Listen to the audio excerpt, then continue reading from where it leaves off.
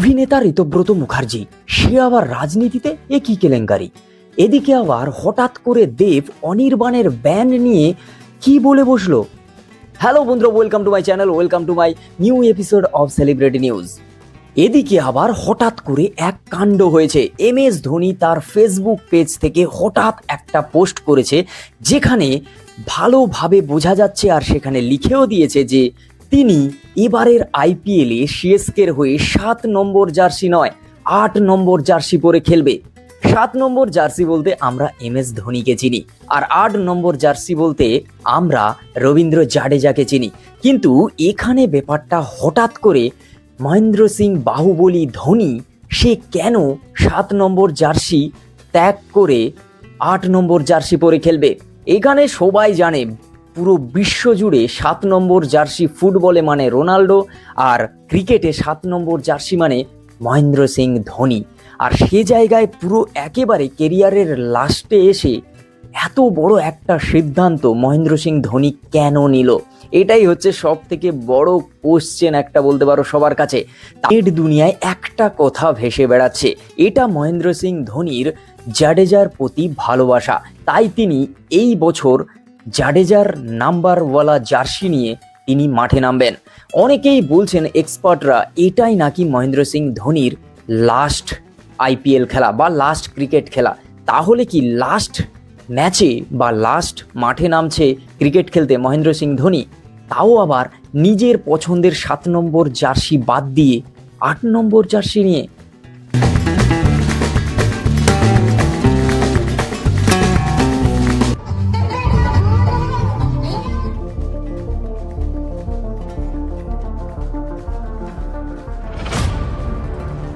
এই স্টেজ প্রোগ্রামটা দেখে হঠাৎ করে কি অবাক হলেন? না না, এখন অবাক হওয়ার দরকার নেই। আমি পুরো কথাটা বলার পর অবাক হবেন।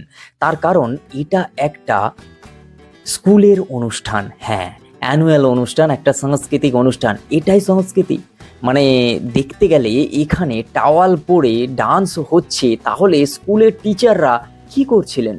এখানে স্কুলে যেখানে সব বাচ্চা স্টুডেন্টরা বসে অনুষ্ঠান দেখছে, হয়তো তাদের অভিভাবকও অনুষ্ঠান দেখছে, সেখানে এরকম অশ্লীল ডান্স প্রদর্শন হচ্ছে। অদ্ভুত লাগলেও ব্যাপারটা সত্যি। এই ভিডিওটা সোশ্যাল মিডিয়ায় আসতেই ভাইরাল। স্কুলের শিক্ষার এক সুন্দর পরিবেশ নষ্ট করার জন্যে এখানে আইনি ব্যবস্থা নেওয়া উচিত নয় কি? আপনাদের কি মতামত অবশ্যই সেটা কমেন্ট করে জানাবেন। নতুন হলে চ্যানেলটাকে অবশ্যই সাবস্ক্রাইব করুন। বাংলা সিনেমা প্রেমী সবাই জেনে গেছে যে অনির্বাণ ভট্টাচার্যকে ব্যান করে দেওয়া হয়েছে। হ্যাঁ, সেই ব্যান করা নিয়ে দেব আবারও মুখ খুললেন, আর তিনি সবার মাঝে সাংবাদিককে কি বললেন। সিম্পল এক্সাম্পল বলছি, অনির্বাণকে ব্যান করা হয়েছে, ঠিক আছে, চলো ভালো কথা। অনির্বাণ বছরে 2টো ছবি করতো, 20 দিন একটা মিনিমাম ছবি ধরি, 20-40 দিন 2টো ওয়েব সিরিজ করতো, 20-40 দিন, তার মানে 80 দিন। এই ওয়েব সিরিজ বাড়িতে 100 জন করে কাজ করতো, 80 দিন মানে 8,000 লোক, 8,000 টেকনিশিয়ান, ও ডিরেক্টরও বছর একটা করে ছবি করতো। আরো 20 দিন ধরলাম, 100 দিন, 100 দিনও কাজ করতো। শুটিং এ, সিনেমা শুটিং আমি করছি, চলো 125 100 ধরে নিলাম, 100 আর 100 কতজন হয়? 10,000 লোক। আমি ফেডারেশনকে কি বলছি, আমি অনির্বাণকে ব্যান করছি না, 10,000 টেকনিশিয়ান ব্যান হয়েছে। অনির্বাণ কিন্তু একা ব্যান, অনির্বাণ গান গেয়ে নাচ গিয়ে ফাটিয়ে বেড়াচ্ছে, ব্যান করা হচ্ছে। এই 10,000 লোক টেকনিশিয়ান যারা পার ডে টাকা পেত, পার শিফট টাকা পেত, তারা কাজ পাচ্ছে না। অনির্বাণকে যে এক প্রকার ব্যান করা হয়েছে এটা সত্যি, কিন্তু একজন মেগাস্টার হয়ে, একজন পলিটিশিয়ান হয়ে, একজন অভিনেতা হয়ে, একজন ভালো গুড ডান্সার হয়ে, কেন ডান্স এই কথাটা বললাম, তোমরা সবাই জানো দেবের বিষয়টা।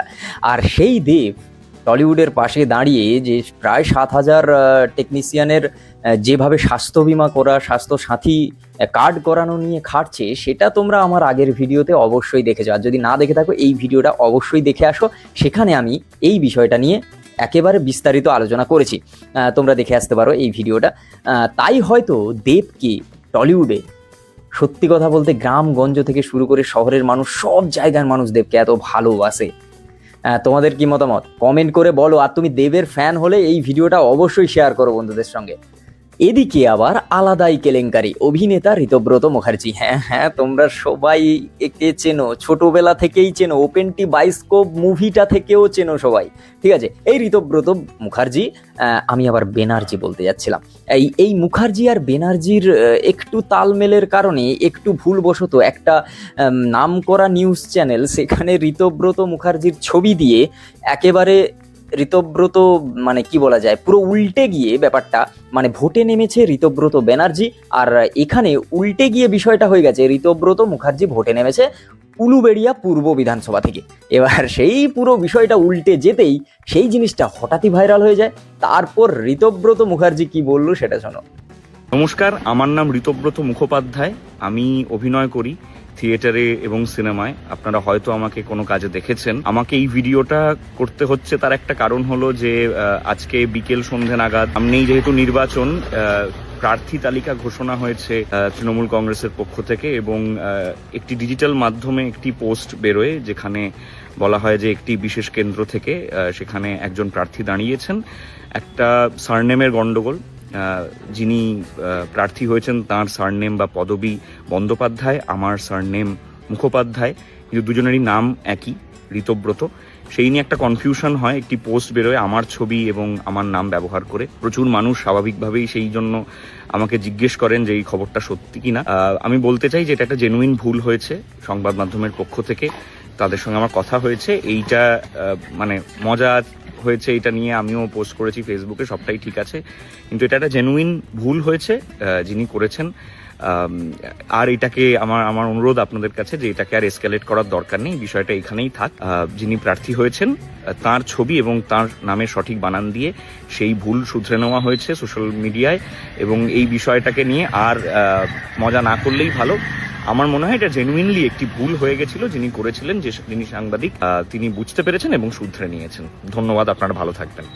তাই তো আমি সবসময় বলি, সমস্যা কোন দিক দিয়ে মানুষের জীবনে চলে আসবে আর কোন দিক দিয়ে পুরো জিনিসটা ঘেটে হয়ে যাবে, সে তুমি বাড়িতে বসেও বুঝতে পারবে না। মানে ব্যাপারটা ঋতব্রত মুখার্জির সঙ্গে তাই হয়েছে এক প্রকার। তো বন্ধুরা, আজকের ভিডিও এই পর্যন্ত। যদি ভালো লাগে like, comment, share and subscribe my YouTube channel. দেখাচ্ছে খুব তাড়াতাড়ি নতুন একটা ভিডিও। ততক্ষণের জন্য ভাই চ্যানেলটাকে সাবস্ক্রাইব করো, ফেসবুক থেকে দেখে থাকলে পেজটাকে ফলো করো, আর ইনস্টাগ্রামটা ফলো করে নাও, ডেসক্রিপশনে লিঙ্ক দেওয়া আছে। আর সেখানে আমি কিন্তু ডাইরেক্ট কথা বলি, তোমরা ডিএম করতে পারো, ঠিক আছে। তো চলো, দেখা হচ্ছে পরের ভিডিও। টাটা।